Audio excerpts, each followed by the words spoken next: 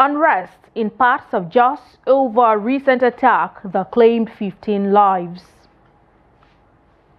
Despite rising cost of beans, akara sellers in Jigawa continue to see surging sales. Herder, with unyielding passion for education, teaches himself to read and write.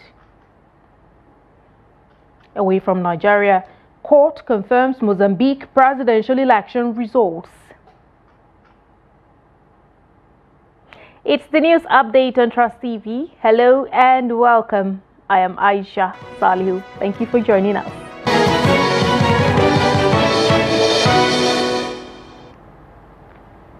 The news in detail.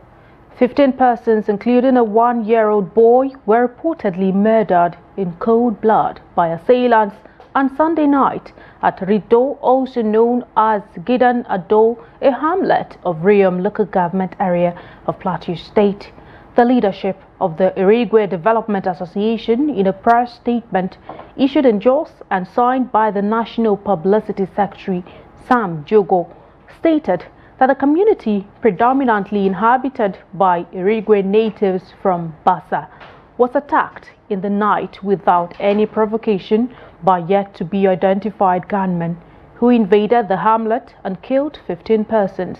Several other persons were also seriously injured in the attack. Expressing concerns about the unprovoked attack coming a few hours to the Yuletide, the leadership of the association urged security agencies to ensure that such heinous acts are prevented, as well as caution on reprisal. While the Joint Security Task Force Operation Safe Haven and the police are yet to comment on the attack, the victims have been given a mass burial at the community burial ground. Earlier, my colleague Sumaya Abubakar had Trust TV's reporter Ado Musa from Jos, the Plateau State capital, to give update on this development. Take a look. Up to this moment, neither the security agency nor the government has responded to the attack. We have been making efforts since yesterday to obtain further details on the attack, but none of them has responded to the attack. But sources from the community confirmed to me that the community is calm at the moment because security agencies, particularly troops from Operation Safe Haven, have been deployed to the community to ensure there is no further breakdown of law and order. The only thing that there is still this fear in the people on what has happened on Sunday night. So the community at the moment and security agencies, security personnel are still patrolling the community. All right. So from the community members now, are they suspecting any particular person, or do they think that there is a reason for this particular attack?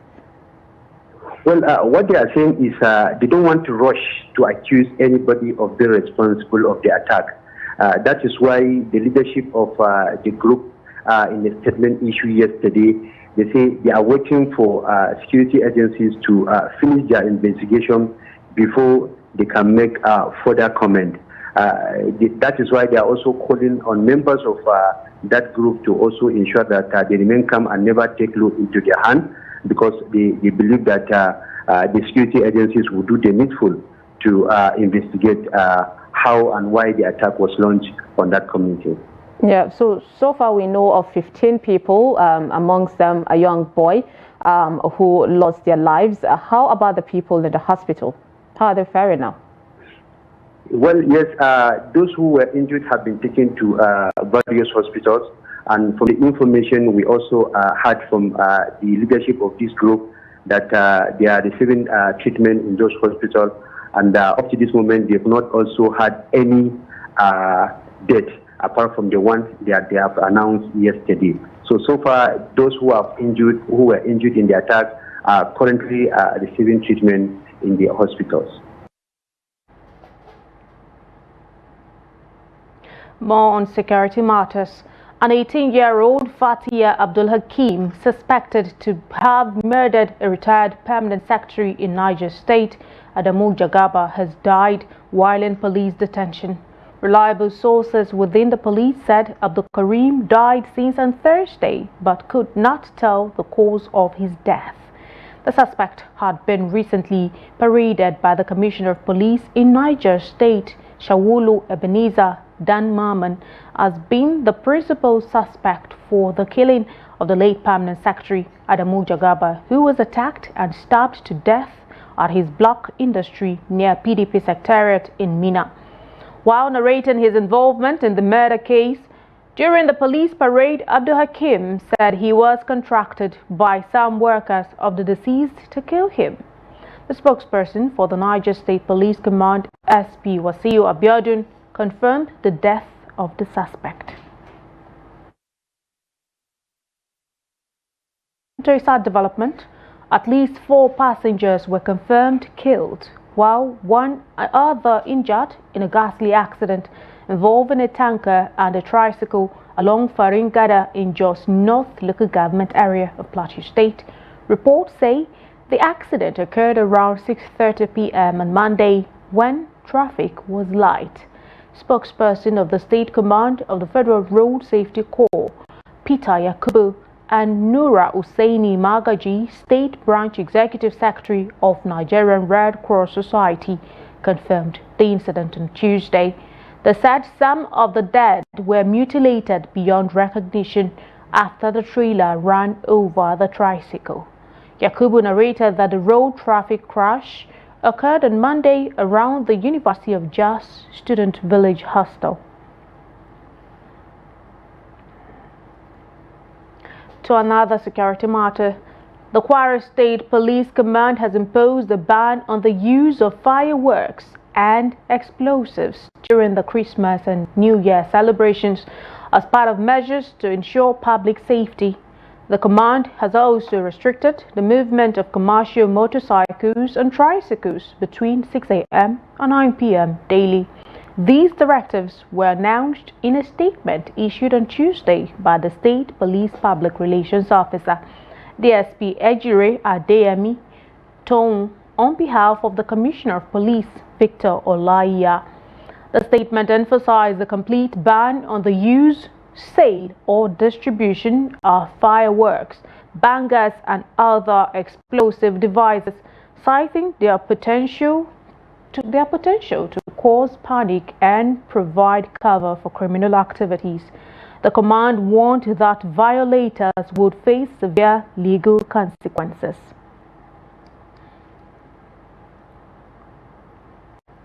The Legal Practitioners Disciplinary Committee has rejected a request by Chief Afe Babalola, Senior Advocate of Nigeria's law firm, Emmanuel Chambers, to revoke the law practicing license of lawyer and author Dele Farotimi over allegations of criminal defamation and professional misconduct. Farotimi was brought before the LPDC based on a petition authored by Ola Faro, a lawyer in Emmanuel Chambers. However, in its report, the LPDC determined that the alleged offences occurred in Farotimi's capacity as an author, not during his practice as a legal professional. The LPDC concluded that it lacked jurisdiction to address complaints about publications and advised aggrieved parties to seek redress in regular courts. The LPDC chairman, Justice Isaac Usman Bello, affirmed that the petition could not be granted due to jurisdictional limitations. The truth is enough. It is the only weapon by which you can slay the monster called Nigeria. The truth, nothing else. In my public advocacy, in my fight and my wars against this evil empire that we all live in, I have never lied against anyone. Yeah. If I don't know, I'll say I don't know.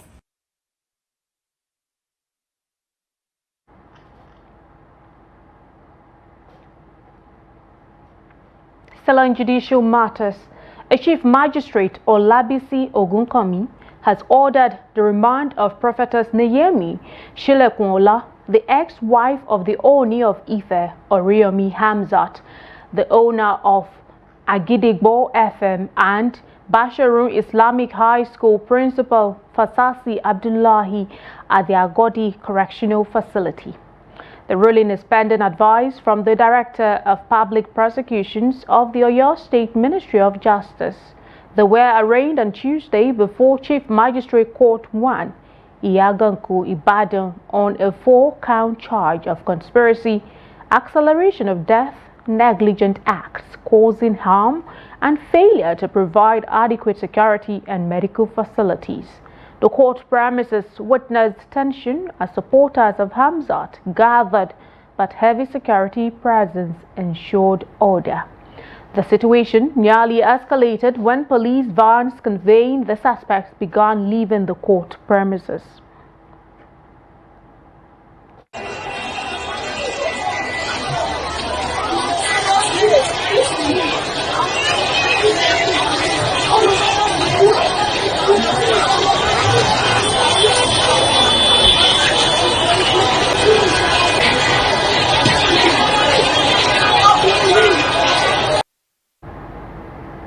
Elsewhere in Jigawa State, residents increasingly turn to akara and pap, known locally as coco de kose, for an affordable and accessible breakfast.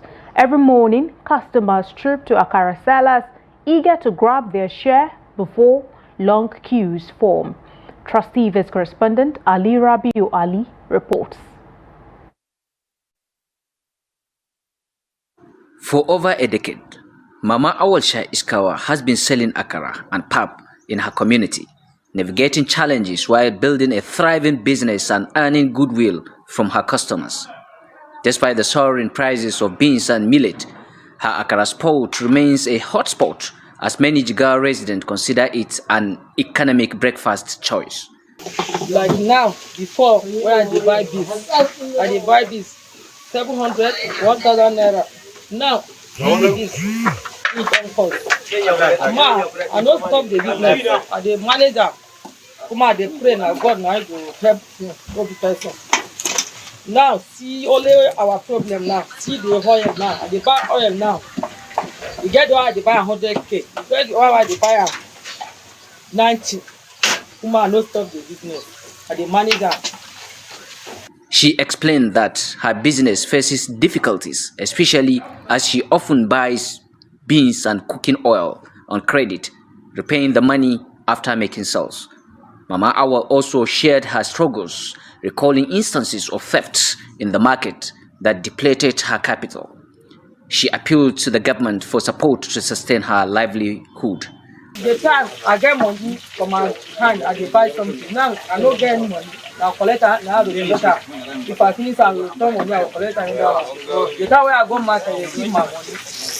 That the thing will make me down. And my God don't carry me up. Don't be saying if you go another people, they don't give you credit. And my if I answer people, they will give me. How many bags do I want for this? They will give me. I don't get money. That's what they will give me. I am the manager. Customers at the akara spot expressed their preferences for akara and pap, which they find affordable compared to other breakfast options like rice or noodles, which cost thousands of naira. Many things they are all expensive. Like I can't use my small money to go and buy a rice or beans to eat or to feed myself. So if I come with my small little of money, like 500, I can buy akara of 200 and some of and cocoa for 200. So I can feed myself. So if I say I will go and buy some luxury kind of food outside, so I can't feed myself. All of them, we know the situation that we are in Nigeria. So it's only this thing that you can buy to satisfy your stomach or to satisfy yourself. Because you can buy Indomie and others to be satisfied. It's only just this akara that you can buy and satisfy your stomach with your little money. With a high inflation rate, many Jigawa residents are compelled to seek cheaper food alternatives for daily sustenance. The National Bureau of Statistics recently reported that Nigeria's inflation rate rose to 36.8% as of November 2024, highlighting the growing economic challenges faced by households. From Jigawa, Ali Rabiu Ali, Trust TV News. And now to other stories. In the spirit of the holiday season, the Justice, Development and Peace Commission of the Catholic Diocese of Yola has continued its tradition of compassion by donating essential items to inmates at the Yode Pate Correctional Center in Adamawa State. During the presentation, Bishop Stephen Dami Mamza highlighted the items donated, which included 672 pairs of bathroom sleepers, 180 bottles of Izal antiseptic, 40 medium-sized mats, 1,080 containers of Vaseline ointment, 720 bars of multi-purpose soap, and a carton of assorted medications. The donations were aimed at improving the daily lives of the inmates and providing the much-needed relief during the festive period. Bishop Mamza encouraged the inmates to use their time at the correctional center as an opportunity for reflection and growth. He emphasized that many of them are young and still have promising futures ahead, urging them to make the most of their circumstances and strive for positive change. It is a period of joy, it is a period of happiness, and it is a period of peace, because Christ has brought peace and joy into the world for us. And if that is what it is all about, we have every reason to rejoice, we have every reason to celebrate. And in order to make the inmates to feel the impact of Christmas, we have decided to bring some Christmas gifts to them. Some items that they necessarily need in order to live a little bit comfortable here in this correctional center. So that's why we're here, to wish them happy Christmas, pray and bless them.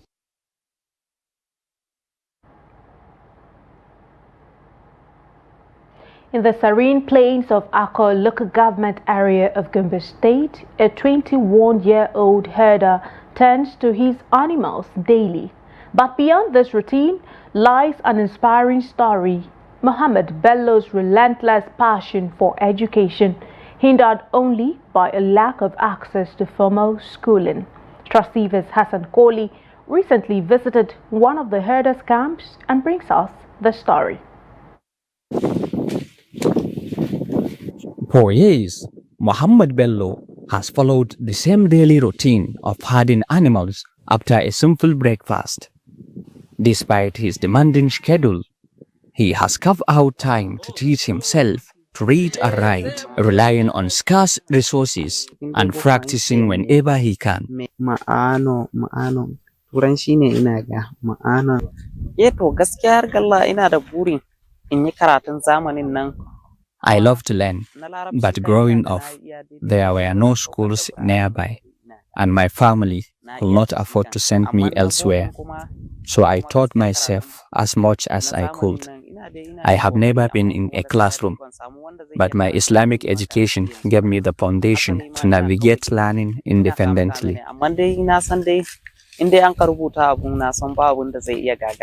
Like many others in rural Awaru axis, Muhammad's dreams of formal education remains a distant hope. He firmly believes that with consistent effort from the government to extend nomadic schools, more herders could access education and transform their lives. We have no schools nearby to combine Islamic and Western knowledge, which is our major concern. I believe education will change our lives and open up opportunities. We urge the government to bring nomadic schools to our community.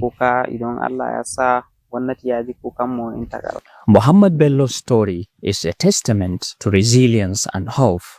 In the face of adversity, his unwavering passion for learning stands as a beacon of inspiration, proving that with determination, dreams can be pursued, even in the toughest condition. From Gombe, Hassan Kohli, reporting for Trust TV. In business, Nigeria recorded 2,854 phone thefts per hour between May 2023 and April 2024, highlighting growing security risks amid increasing dependence on mobile technology. This was revealed in the National Bureau of Statistics Crime Experience and Security Perception Survey, which provided a detailed analysis of crime trends over the 12-month period. The report revealed 51.89 million crime incidents affecting households during the time frame, with phone theft being the most prevalent individual crime. It has a prevalence rate of 13.8% and was estimated at 25 million cases in the reference period. With the world becoming increasingly digital, phones serve more than communication purposes.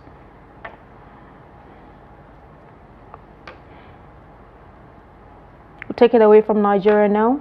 The Constitutional Council acknowledged irregularities in the election, but ruled they did not significantly alter the results.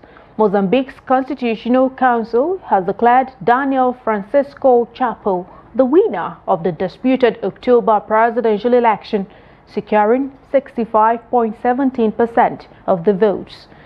Opposition leader Venancio Mondlane, who received 24.29%, accused the ruling Frelimo party of vote rigging and has rejected the court's decision.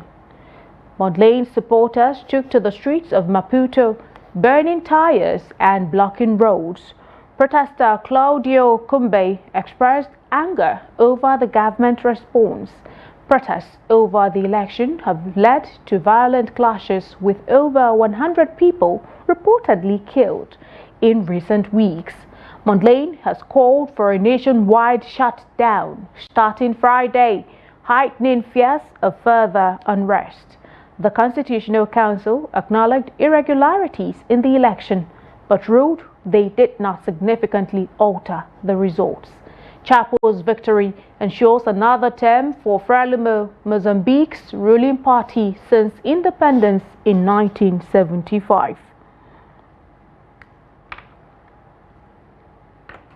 More on the foreign scene. As Chad's legislative and local elections scheduled for December 29 approach, a heated debate is unfolding on the streets of N'Djamena. The opposition is calling for a boycott, while the ruling party is actively campaigning with festive rallies, door-to-door visits and market tours.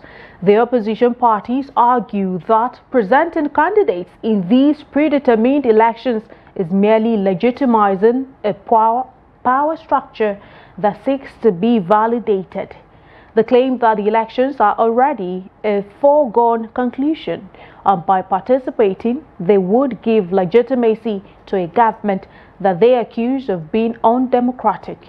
The group, made up of about 15 women in white t-shirts and white and green caps, representing the coalition of opposition parties, urges the public to reject the upcoming vote.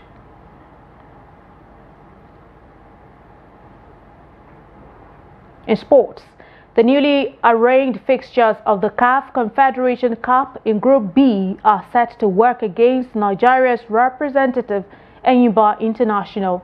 The defending champions Zamalek SC wrote a letter to CAF and Black Bulls to play their next home game of the competition in Cairo instead of Maputo.